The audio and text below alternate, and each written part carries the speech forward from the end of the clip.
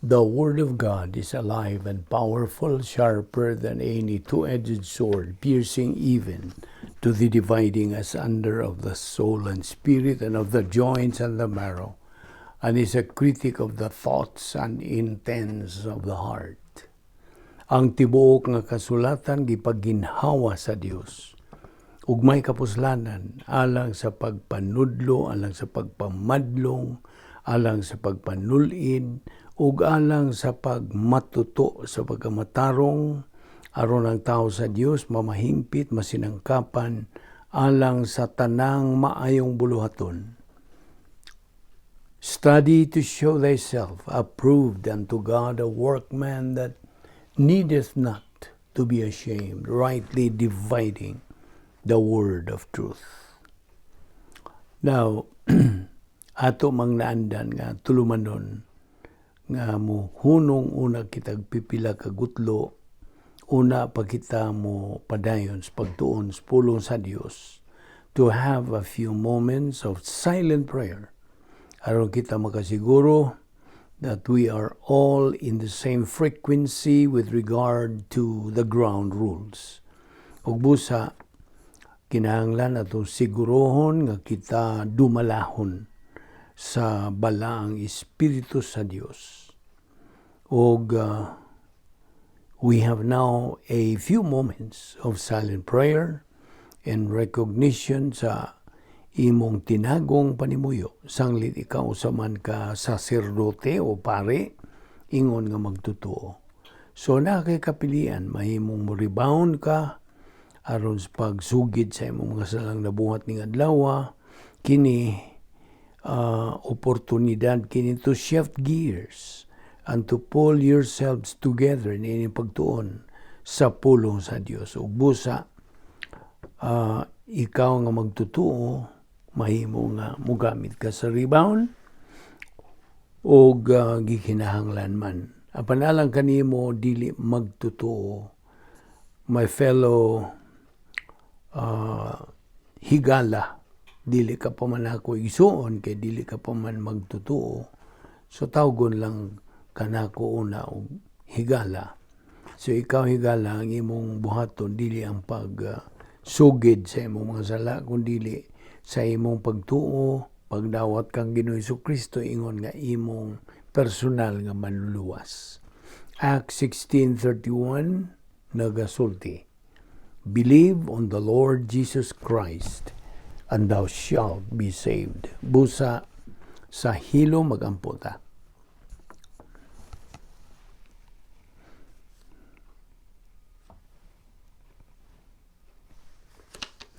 Let us pray. Balaan na mo nga Dios, nagapasalamat kami kanimo, nining lain usab nga higayon sa among pagpadayon sa pagtuon sa imong balaang pulong. Salamat sa imong pagdala kanamo ning dapita, aron kami makapadayon sa among tulumanon for spiritual momentum. Ubani kami karon pinagis pagtudlo kanamo sa magtutudlo, tinuod nga magtutudlo sa kamatuoran nga mao ang balaang Espiritu Santo.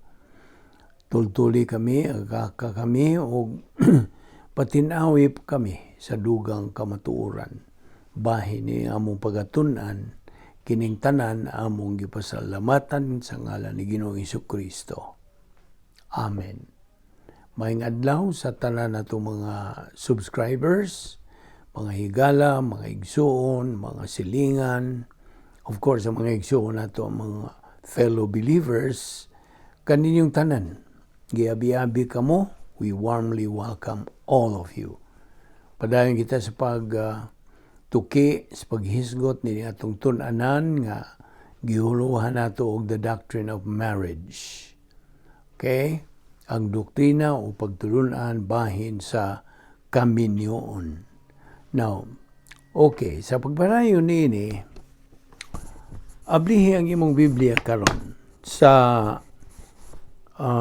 diha sa Genesis Kapitulo 2, versikulo 22 ngadto 24. Okay?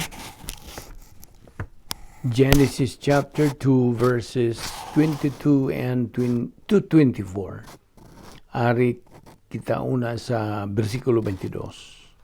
Nga nagkanayon sa English. Then the Lord God made a woman from the rib he had taken out of the man, and he brought her to the man. Verse 23, the man said, this is now bone of my bones and flesh of my flesh. She shall be called woman, for he was taken out of man. Verse 24, for this reason a man will leave his father and mother and be united to his wife, and they will become one flesh. Okay. Now, kagahapon nag-isgo kita sa mga butang nga dili makalipay sa tao.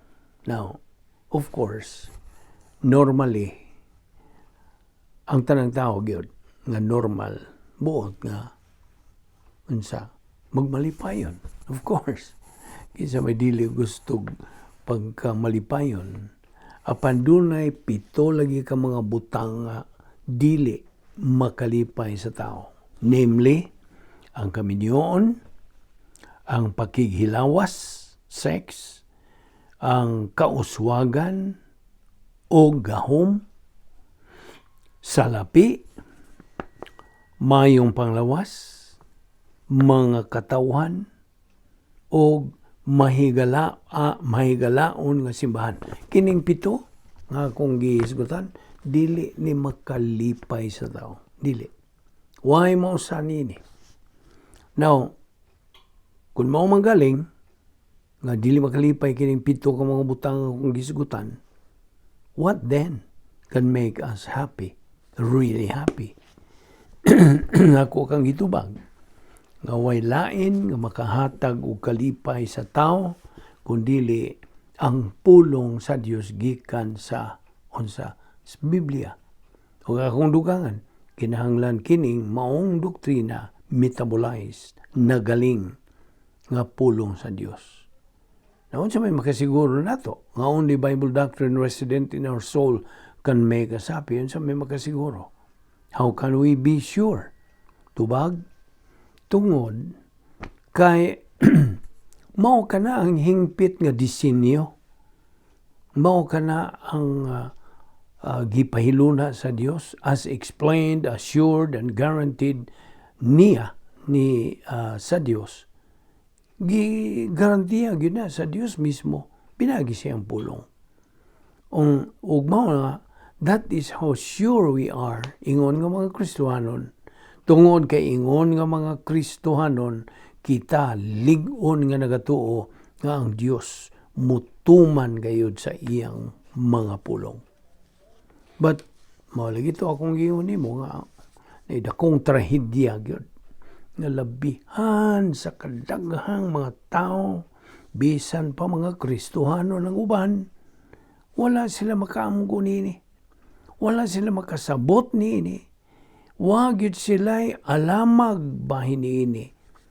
Labi na niining kamahinungdanon o indispensability sa pulong sa Dios sa ilang kinabuhi. Instead, unsa, nagpadayon sila tukod og unsay makalipay nila merely on the details of life. Mga detalye ra gyud kinabuhi. Mo ilang gisandigan nga sila malipay. But why is this tragedy nga nagpanghitabo karon? Ngano man? Do you know why? Tungod lagi kay kining mga tawhana nga mga kanang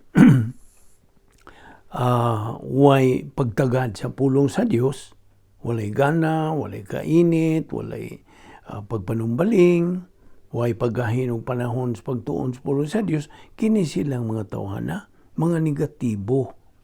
Mao ni gitawag sa in English og recalcitrant, lethargic, ngadto sa pagtuon sa pulong sa Dios.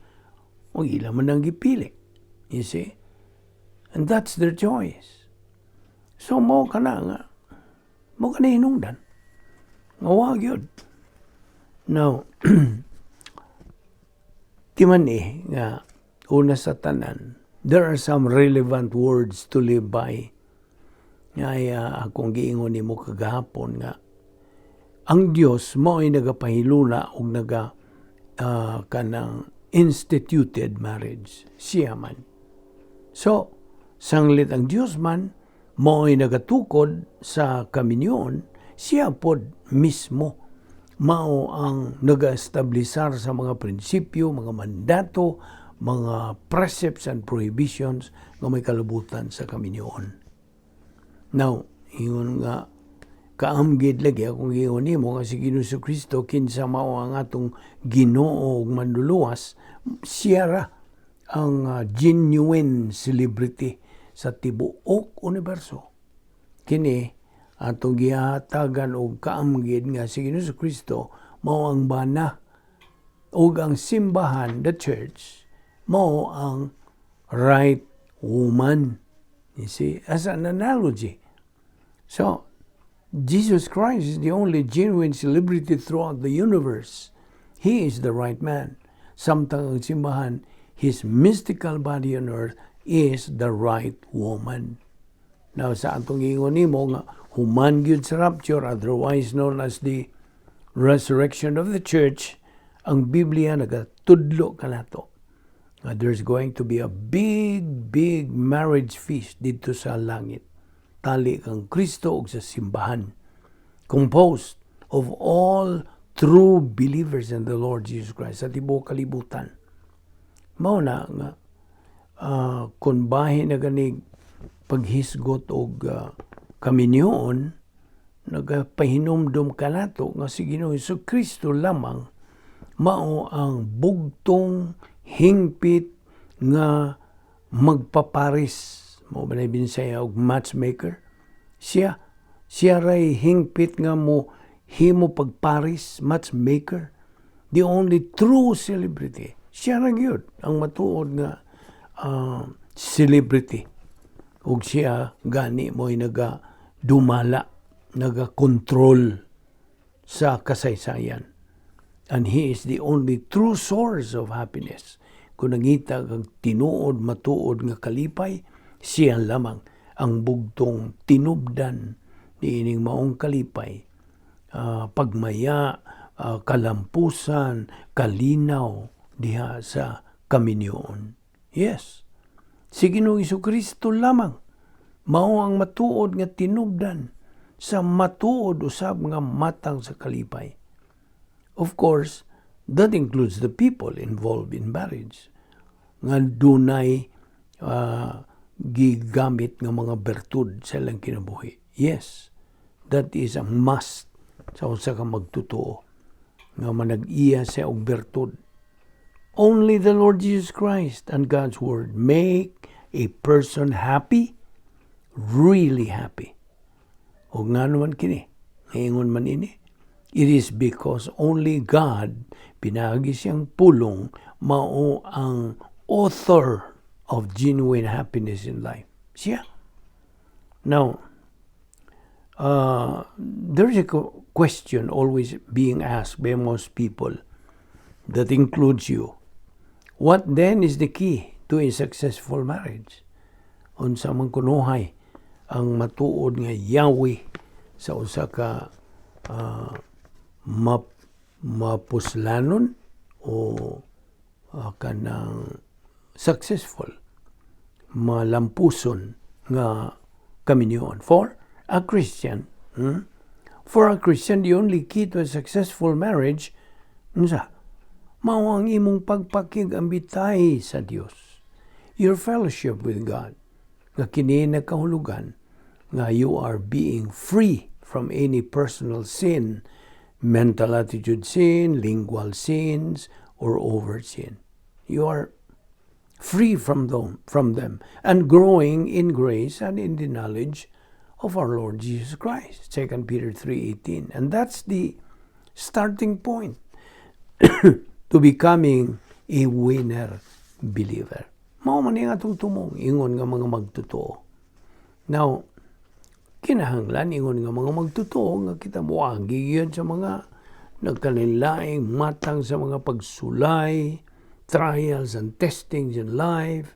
We have to face both smooth and bumpy road sa atong kaminyon, apan kinahanglan gyud we keep on holding on to the anchor and the compass nga unsa ang pulong sa Dios ra gyud, the Word of God, which will guide us in our years of married life.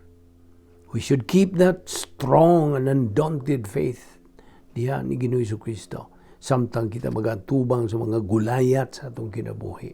Yes. As Christians, we should always be aware of the big enemies of faith like doubts, pagduha-duha, kahadlok, kabalaka, kahigwaos, guilty feelings, ang pagaluoy sa atong kaugalingon, o uban pa nga mga mental attitude sins. Kay ato namang gihisgutan kini kagahapon, ang balikon usab nga ang pagtuo God mo ni opposite sa kahadlok. Musta? It is the opposite of fear. Kay nabitaw popular kayo nga biblical principle nga nagkanayon nga kung kita nagasalig kini nagpasabot nga wala ta mahadlok. Apan kung kita mahadlok kini nagkahulugan nga kita wala mo salig. Right? Mudawat kaniya na. Yes, if we trust, it means we do not fear. But if we fear, that means we do not trust. Klaro, magyud kayo na. Kaya ang pagtuo ug ang kahadlok are mutually exclusive. At bang na sila. Murara na sila tubig ug lana nga di nimo matapo. Faith and unbelief and worry are mutually exclusive. So, we should have that faith over the years in our long married life. Unsa ka lugaya. In my case, di abot lang may kaliman 50 years of married life. Una pa, gikuha sa Ginoo ang akong kapika sa kinabuhi. So, diha ra kutob siya ang iyang kinabuhi. Og she went home to be with the Lord 4 years ago. Now, we had that faith in God's promise of salvation, of course. We had that faith, an unshakable faith, in our spiritual growth. O kay kanang umatang sa pagtuo, mo kato'y tulod o enabled us to go on in life with courage and strong will sa taliwa sa mga critical times, labi na nining atong giatubang sa tibuok kalibutan. So, we have to embrace our motto as believers, as our guide, as our compass in our married life's journey nga unsa. Ako ni kanunay gikutlo nga ang kinabuhi labihas kanindot kun naay pulong sa Dios. Apan labihan pos pagkamiserable kun wala kini. Life is fabulous with doctrine, but miserable without it. Yes. Only a few have obviously reached the pinnacle of their life, Rabba, that we painstakingly pursed on after years of ceaseless aspirations. Indeed, we have to prove the test of time. Gikinahanglan kini. Sa atong pagpadayon na yung paghisgot ni ining atong pagtulunan bahin sa kaminyon. Dako yung panalangin. Alang kanatong mga Kristohanong minyo nga makaabot kita o taas-taas pong kinabuhi. Kini, grasya tanan. That is a very clear manifestation of grace in action. Kay, in fact, everything that's happening sa atong kinabuhi are all made possible, pinagi lamang sa kortesiya, sa gugma, sa kaluoy, o sa grasya o gahom sa Dios. So, gikinahanglan nga ato gayong barugan, ingon nga mga sakop sa harian ng panimalay sa Dios pinaagi ni ining pagtuo ngadto kang Ginoong Kristo, lig-on nga pagtuo. O ato kining ugmaron gihapon kining pagtuuha diha sa Roma 10:17 nga kining maong pagtuo maugmad kini. Faith cometh by hearing, and hearing by the word of God. So, mao na nga over the years, we have to be persistent and consistent in our intake of Bible doctrine. Mao lamang kini ang Yahweh nuntan pa sa atong unwavering doctrinal stand on Bible doctrine, and which unquestionably made us strong and undaunted, unshakable in our faith in the Lord Jesus Christ, and have that lasting example that we should give to our children and to our children's children. And we know that God never forgets all His children, of course. Dili siya makalimot. Kinsa nga midawat mituo na kang Kristo ingon nga ilang manduluwas. And most especially, God never forgets those who keep on keeping on sa ilang espirituhanong pagbuylo, and those who valiantly maintain their spiritual equilibrium that eventually can enable us to reach the stage we call in Greek as pleroma stage, which is the high ground in our spiritual growth as believers, otherwise known as the capacity stage, where you and I as believers can glorify now to the Lord in time to the maximum. Yes, we should always be aware through doctrine that a believer can acquire divine wisdom through the daily intake of the Word of God.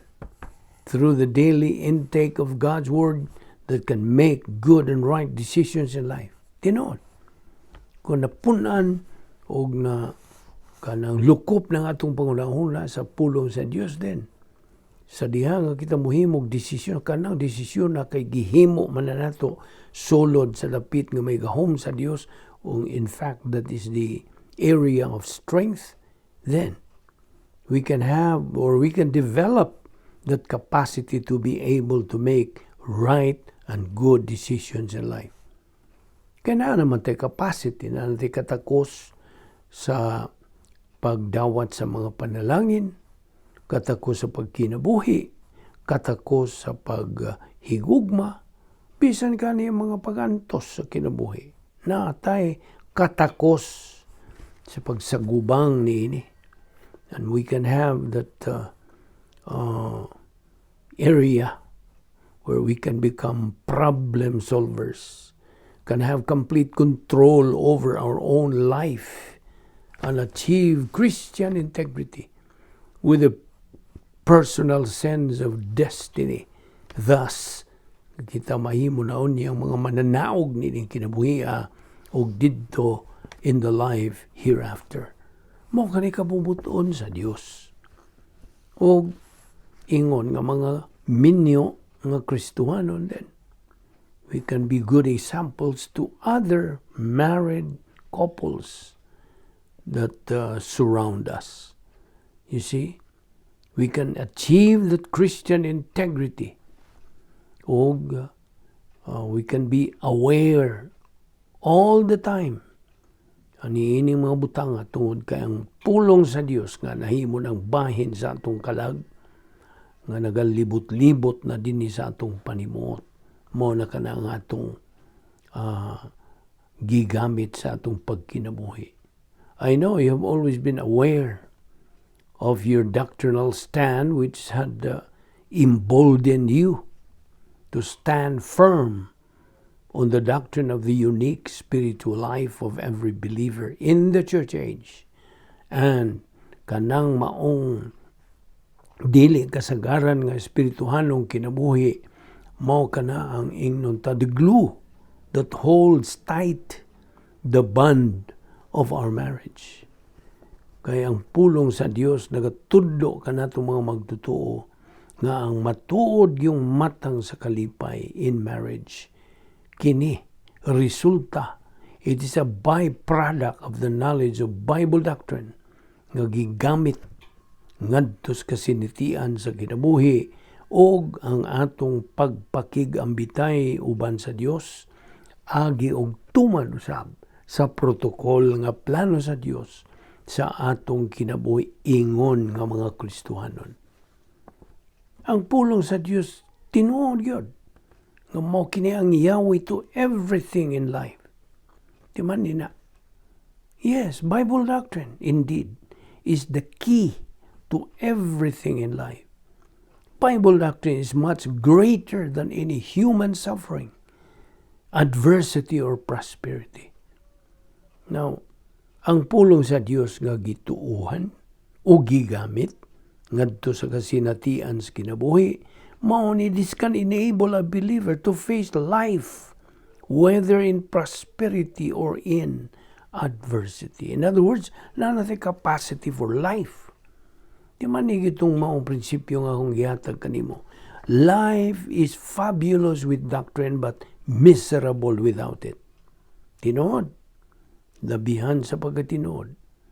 Prinsipyo ka na sa pulong sa Dios. So, ikinahanglan itong gunitan gyud. We should hold on sa atong Kristohanon nga kinabuhi over the years sa atong pagkinabuhing ingon nga mga minyo nga Kristohanon. Over the years for service. In service of our wonderful Lord and Savior Jesus Christ.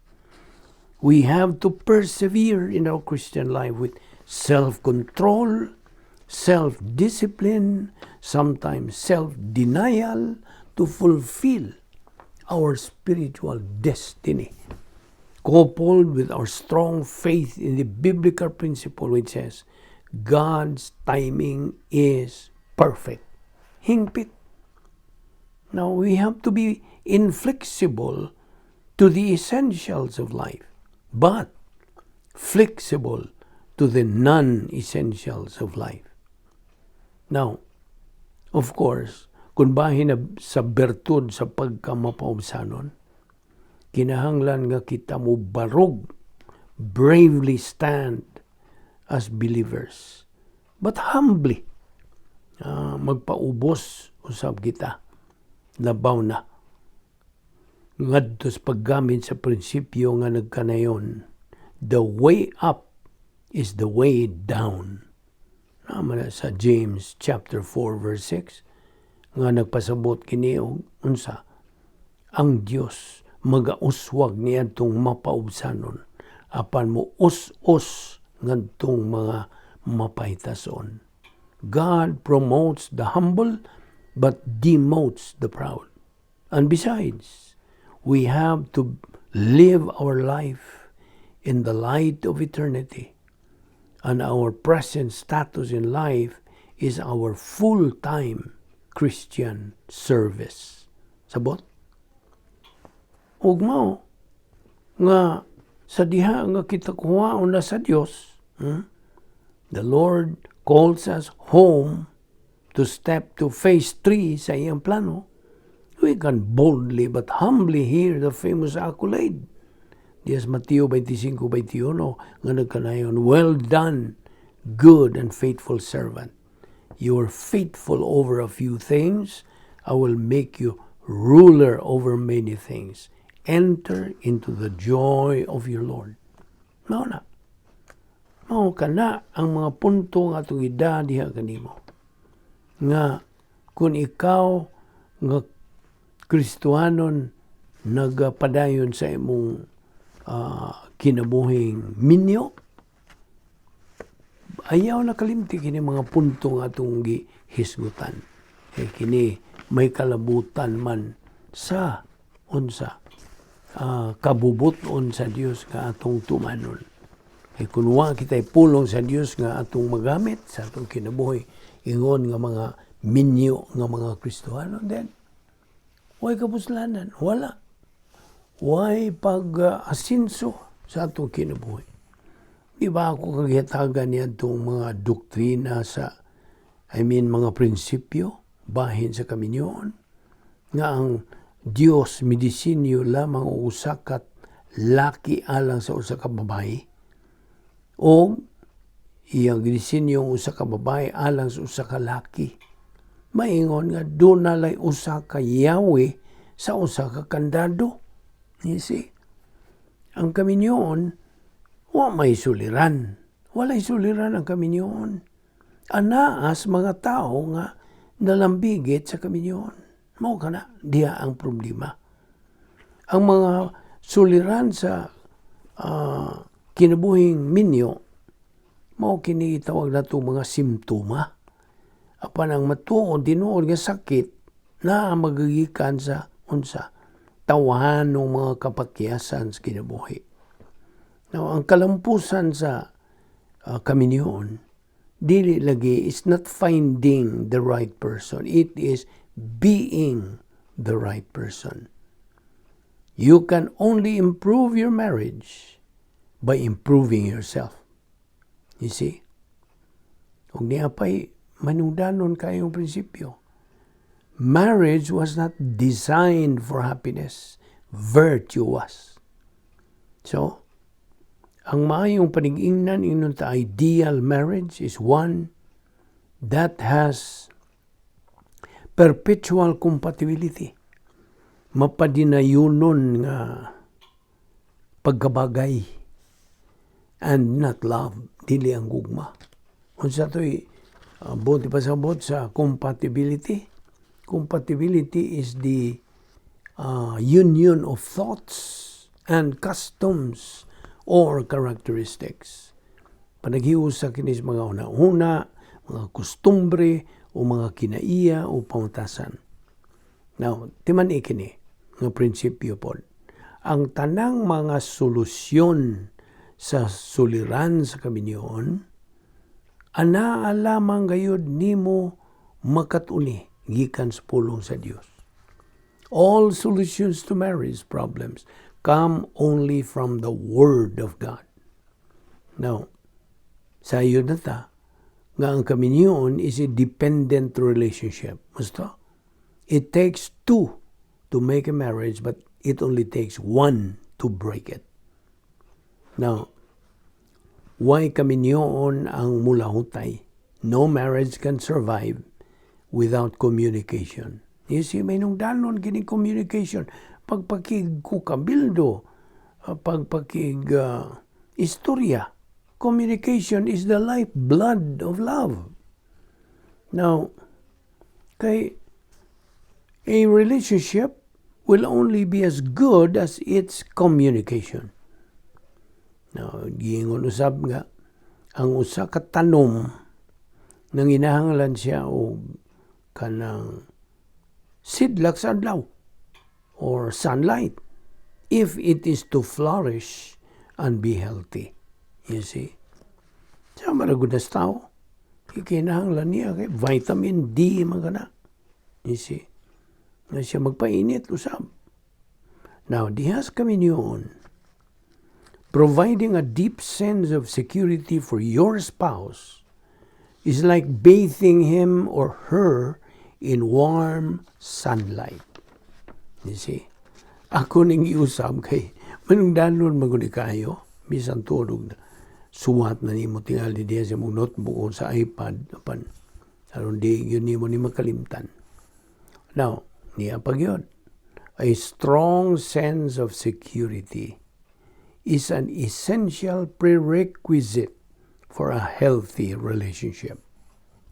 Now, of course, mga spouses, okay, ang mga minyo desperately need to feel secure with each other. Yes. Now, diha po akong gihatag nimong 5 ka mga lakang, 5 steps nga you can do aron sa increase your security in your relationship. Ito akong giingon nimo, say or whisper, I love you, regularly to your spouse. Do you do that? Now, pag himo mo long-range plans together, lingkod mo duha diya, magatubang mo, maghisgot mo kung sa inyong mga plano in the future, long-range plans. Unya, cultivate the pattern of truthfulness. Value each other's thoughts and feelings. Demonstrate strong commitment to Christ. Okay? Lig-una gyud ang imong commitment ngadtong Ginoong Kristo by daily studying God's Word. Adlaw-adlaw. Sama ni atong gibuhat. Dini nga atong Bible study through the YouTube sa Vic Balbido Evangelistic Ministry. Kini adlaw-adlaw. Tinganan ng uban. Grabe po mo adlaw-adlaw God. Yes. Nagtuman lang ta sa tugon sa Dios. Kabuoton sa Dios. Mando sa Dios. Pahimangno sa Dios. Pasidaan sa Dios. Tuyo sa Dios. Plano sa Dios ni atong gisunod. So we can demonstrate strong commitment to Christ by daily, regularly. Dili sinimana, dili binuan, dili tinuego, sa ganahan lang. No. It should be daily study of the Word of God and to the spiritual health. Alang mangod ni sa kaligunan, mayong panglawas, spiritual health sa imong banay, imong pamilya. Now, sayod ta ang usa ka tanom lang inahanglan og fertile soil for it to grow. Gusto? Expressions of love enrich the soil of healthy relationships. Effective romance is intimate friendship, celebrated with expressions of love reserved only for your spouse. Now, diya pag-iusa ka prinsipyo ang balikon. Romancing your spouse is not something that only newlyweds do. It is an important and necessary element throughout your married life. Sabtagi na. Now, of course, kaninyo mga bagong minyo, of course, dihara ba sa inyong journey, marital journey, there are going to be both bumpy and smooth roads ahead. Now, but just don't be scared. Ayaw kadok. Ito kay ka na normal. Yes. Sod sa kaminyon, dunay mga suliran. Nawa magana ko ang luka, mo lang. Gipayamang nuan ka lang, na ay mga suliran, of course. Kining mga suliran are sometimes compound, even compound complex. Yes. Sahay maglingo-lingo ka na, normal na. But since God was the one who instituted marriage, siya pod, He also is the one who has the solutions to every problem in marriage. And these solutions, ana lamang nimo makatuni, makiti diha sa pulong sa Dios. Di man na, ug paminaw, ang Dios mutuman gayud sa iyang pulong. Timan na gina, isuwat na gina diha, badlisi na gina. As possible, isuwat na in bold letters. God keeps His word. So, kaninyong mga bagong minyo, o kaninyong nagaplano pa sa pagsuod sa natad sa kaminyon, paminaw. Ni ining admonition from God. Pinagi siyang pulong. Paminaw. You're encouraged to take time to study, learn, believe, and apply the Word of God in your future married life. Okay? Gidasig ka mo. Sa paggahin gyud og panahon. Sa pagtuon, pagkaton, pagtuo, paggamit pulong sa Dios in your future married life. Gamita ang pulong sa Dios. Dili lang kay maminaw ka. Listening or hearing the Word of God is one thing. But believing and applying it is another thing. Apply God's Word in every circumstances in your marriage. Tungod kay ang Dios pinagi siyang pulong. Nagasiguro kanimo both of a lasting, wonderful, successful, and happy marriage. Hinumdumi pag-usab. God always keeps His word. Kaya binimo, ang Biblia, God, is the greatest marriage manual of all. Thus, the Bible must never be left out in marriage. Ayaw pa agup-upi ka ng imong Biblia diya sa inyong sala. Gamita ka na. Ablihi ba, gamita ka na. Tun-i ka na. Okay? Katuni ang mga prinsipyo. Tuuhi o gamita ka na sa imong kinabuhi. Anha gyud makita nimo God keeps His word o unsa ang pulong sa Dios really works in your life. Kung imo ka nang magmatinud-anon ka sa pagtuon ni ana. You see? That's why I'm encouraging you to take time to study, learn. Tiya mo pila bang oras gihatag sa Dios kanato adlaw-adlaw? Di ba 24 oras? Nya di ka makagahin og usa ka oras? Gani kini nga tong Bible study through the YouTube, di magani ni usahay mo abot og usa ka oras. You see? Gahini ang Dios og panahon sa pagtuon, pagkaton, pagtuo, paggamit sa pulong sa Dios. Man slogan na to sa atong ministry. Operation SLBA.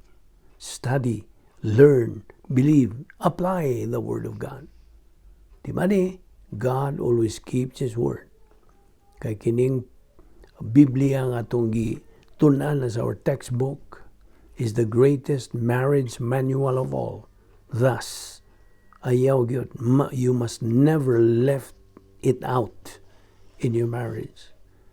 Kay diha sa Biblia, God has all the solutions to every problem in life. Of course, including the solutions to the problems in your married life. Ug timan ini. Timan ini.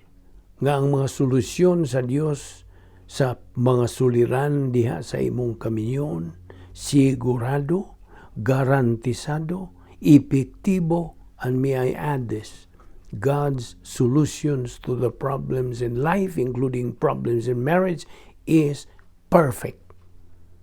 Kasabot ka? It is perfect. Hingpit. Remember always, God always keeps His word. Magampo ta. Bala na mo nga Diyos, nagpasalamat kami kanimo sa imong grasya nga mong ipahimuslan ini nga dawa. Sa pagtuon sa mga prinsipyo, bahin, ini among gitunan, pagtulunan, nga doktrina sa kaminyoon. Salamat o Diyos sa imong pagkamatinumanon sa imong mga saan. Bani kami sa pagbubuwag nga daw, ilikay kami sa mga kabilinggan. Dada kami pagbalik din hiugma, aron kami makapadayon.